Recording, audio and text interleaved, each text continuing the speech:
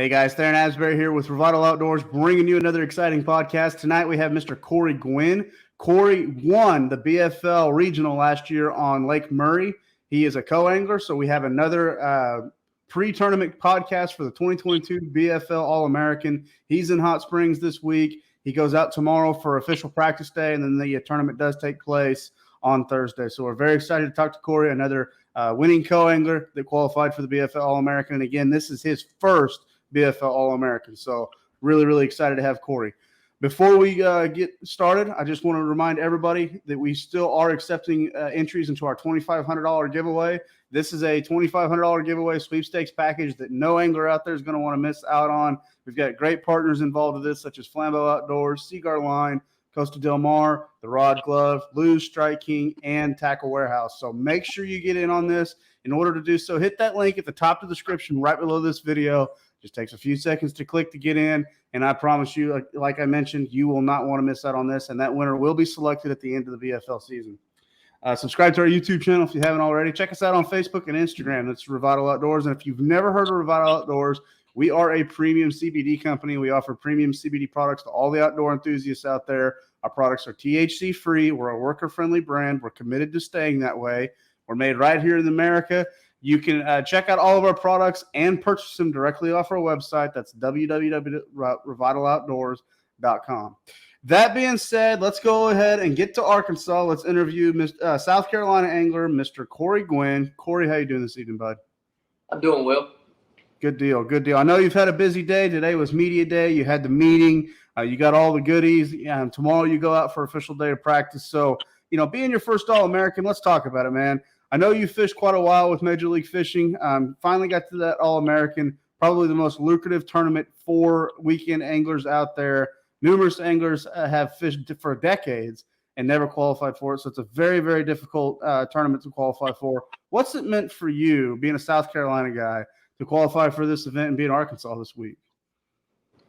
It's a very learning experience. I fished with a lot of great anglers this year. Fishing from the back of the boat, you can learn a lot of things. I've got my confidence base that I like to throw, but there's a lot. Everybody does it different, and I think that was a great experience. Fishing BFL and this All-American is just the end of a great season. I know it seems like it's been a long time since this actually fishing a co-angler. I'm actually fishing boater this year. But, man, it's been a great experience.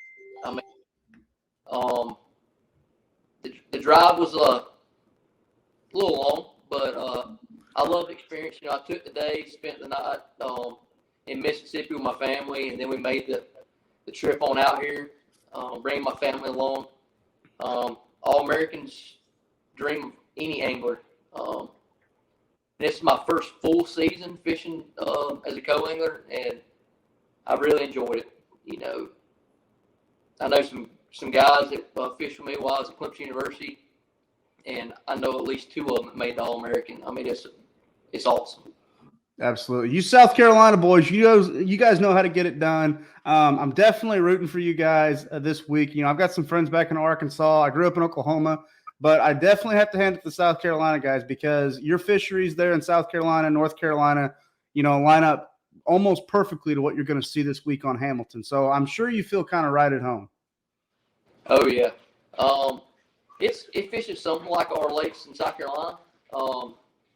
It's not your basic reservoir. It don't have blueback herring, but it does have your threadfin shads. So you're going to have a wide range of baits you can catch them on, both near the bank and also offshore.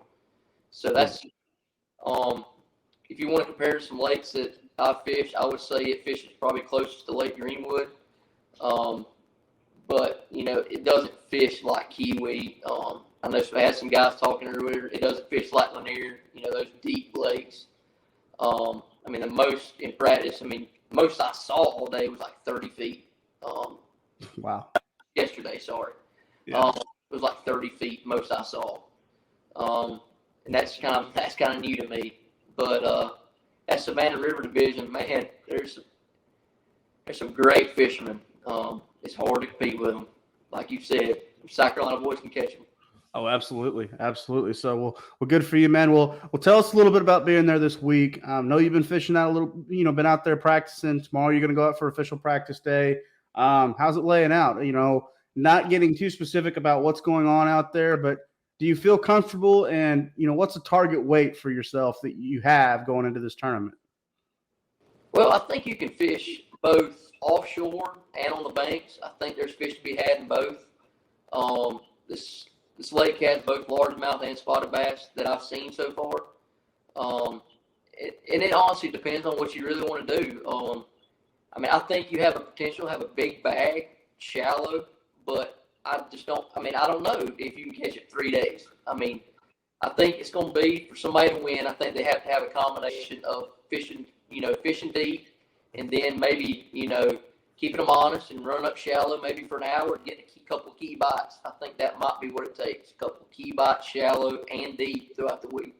Absolutely. If I had to guess, just having a little bit of experience on Hamilton, I think you're going to see a lot of guys leave out on the dock Thursday morning with a lot of rods on the deck. Yep, that's right.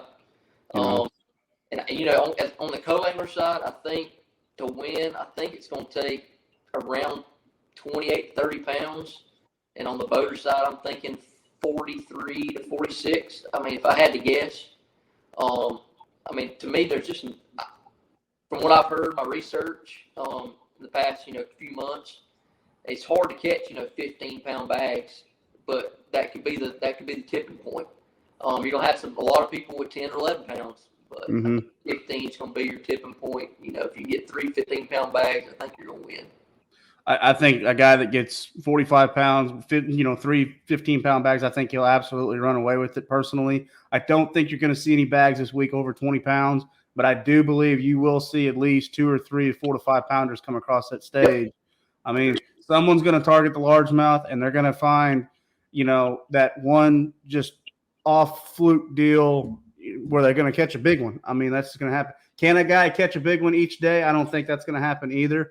I think it just comes down to a guy wanting to be consistent and not letting his mind play with him a little bit and just covering a lot of water. That being for the co-angler, that could be tricky. You get a guy that's running down the bank. It's hard to follow that up, especially as shallow as a co-angler. Just throw confidence baits. That's all I can really tell anybody. Lake Hamilton, clear water. It's got dirty water too. Just throw baits that you have confidence in. So, absolutely. So I don't think, any co-angler out there, I don't think they're at any kind of mercy to their boater, or there's one person that's going to have a better leg up than the other one. Someone's just going to go out there and catch them as a co-angler. It's going to happen. So, definitely kudos to you. But Cory, I got to ask, let's think about it. 2022 BFL All-American co-angler champion, Cory Guinn. What does that do for you in your career? I think it could advance me quite well. That's a really big deal, even as co-angler. I know it's a lot bigger deal as a boater because you got full control of what's going on. But man, especially with live scope today, I think it's because the boater, they're a lot of times they're pointing at the brush pile or at the structure and using their live scope, and it makes it tough on a co-angler. But that's part of the game. You just got to know. You just got to know how to make changes and kind of go on the fly, But I do think this, especially for that first day, I think this official practice with my day one boater will be a big deal because I can kind of learn what he's doing, kind of figure out, maybe make a little changes to maybe what he's doing, kind of pick up a few extra bites. Absolutely. Absolutely. That really says something. You can't win it on the first day, but you can damn sure lose it. And knowing how they changed that rule a few years ago where the co-angler, you're going to go out with your day one partner tomorrow, make it a team effort. That's how I would approach the deal. Make it a team effort, laugh, cut up, have a good day. Don't stress out about it. I've talked to a few guys in this podcast. You can tell some tensions are high. There's a lot on the line. It's just fishing.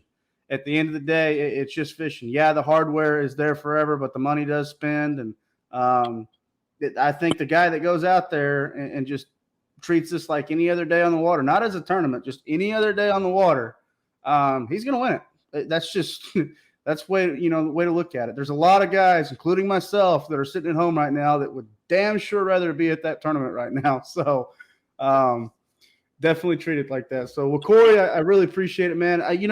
Looking at your social media, you got a great family that supports you. You're still, young in your career. Obviously you competed in college. You're a product of the college fishing as well. You made it to the All-American. Anybody you'd like to thank that, helped you in your career or helped you get to this point? Just want to give you that opportunity. I grew up watching the shows that every young fisherman watched, anywhere from Bill Dance, Roland Martin, Hank Parker. I watched all those growing up. There's a local show, Monty McGuffin, watched him growing up. He fishes our local lake, so I can learn a lot. Growing up fishing with my dad, he's got a little private lake that I grew up fishing, kind of learned some new baits as I went on. How some of the old school guys are. They like the Carolina rig, Texas rig, and those grew up fishing with him, learning what he learned. But then as I've grown on, I've got to go older and fished a lot more. I've started teaching him a few things, man, but he can catch them. I think my dad. And another thing is that Clemson University program. There's some great fishermen that came to that program when I was there. Yeah. Two of them fishing now, like I said. You had Andy Wicker, Chase Stewart, Brandon Cobb. There were some great fishermen come through when I came through. Ryan Marsh, he's my roommate, great fisherman. He's down on the coast now fishing down there, Waccamaw River area, Winyah Bay, and man, he catches them. It's insane, and that's some tough areas. Oh, absolutely, absolutely. A lot of great fishermen I fished with over the year. That's to be said. Probably why the guys in South Carolina are so good is you got it all. You got river systems, you got deep, you got shallow, you got clear, you got dirty, you got it all in South Carolina. You deal with all four seasons. You're dealing with the blueback herring, which is some of the hardest bait to chase and go after the fish that are honed in on those herring. I think that's one of the hardest things an angler will ever try to do is try to figure out that herring bite. You got bluegill, you got crayfish, you got it all.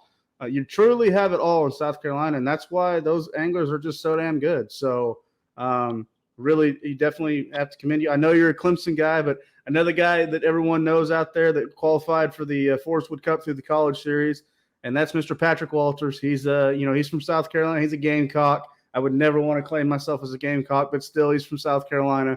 And, he came up through the college ranks. So, Cory, really honored to have you on our podcast. Good luck to you this weekend. We're going to be rooting for you. And, hey, man, if we have you back on a week from now, that usually means good things. All right. I appreciate it. Absolutely. From all of us at Revital Outdoors, you've been listening to Mr. Cory Guinn, the winning co-angler from the BFL Regional last year on Lake Murray. He's a 2022 BFL All-American qualifier. He goes out tomorrow for a first official day of practice. So good luck to Cory. Good luck to all the anglers fishing the 2022 BFL All-American on Lake Hamilton in Hot Springs, Arkansas. Guys, soak it in. Enjoy the moment. And everyone just be safe out there and have a good time. From all of us at Revital Outdoors, thank you for tuning into this podcast. Be safe out there. God bless. And we'll see everyone on the next podcast.